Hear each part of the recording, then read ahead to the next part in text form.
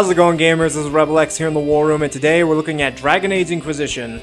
How to take down the Gamordan Stormrider Dragon. This is a dragon that's really going to test your skills and your know-how, so let's get into this fight right here, right now.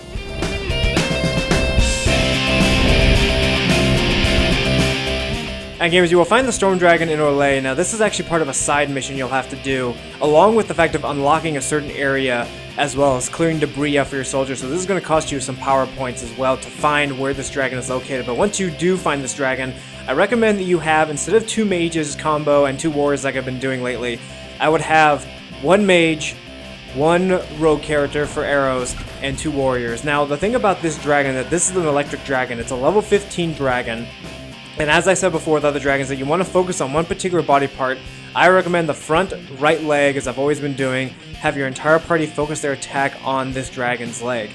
Now, this is an electric dragon, and where are you fighting this dragon? You're fighting this dragon in a mist area covered around with water. And what does water do with electricity? It conducts electricity.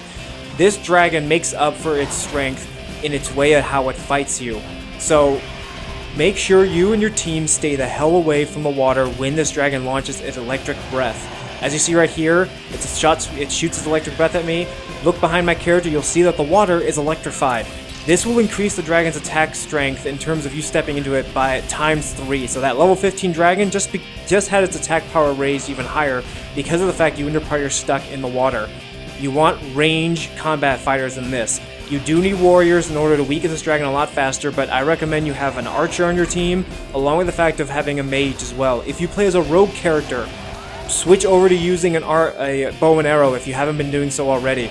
This dragon is ridiculously cheap with this maneuver it does in electrifying the water.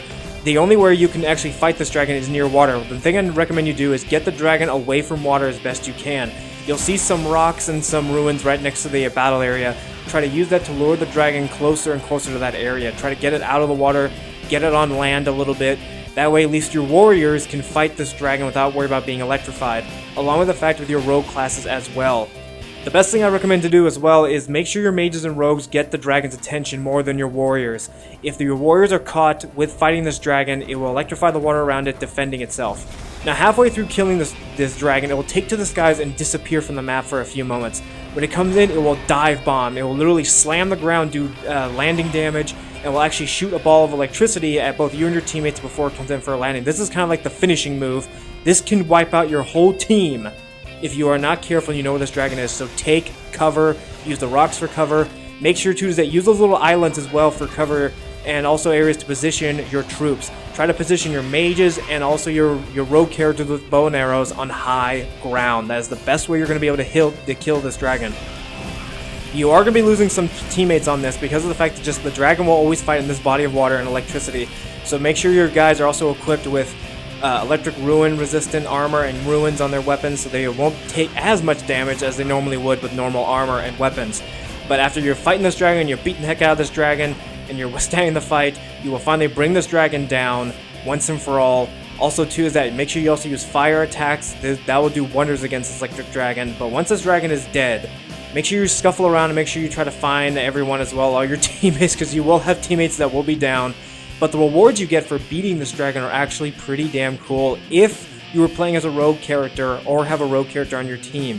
You actually get a couple high weapons, some new amulets as well, along with the fact that you get Bianca's Aiming 2 enhancement for Varric's weapon. This is actually a very rare finding. You're not going to find this anywhere else, so if you like using Varric on your team, well guess what? You got one of the most powerful upgrades he can get for his weapon by beating this dragon, along with the fact with Dragon Blood and Dragon Scales. Alright gamers, that's a lot of time we have for today. Feel free to subscribe to the War Room for more info on Dragon Age and more games to come. We'll see you guys next time.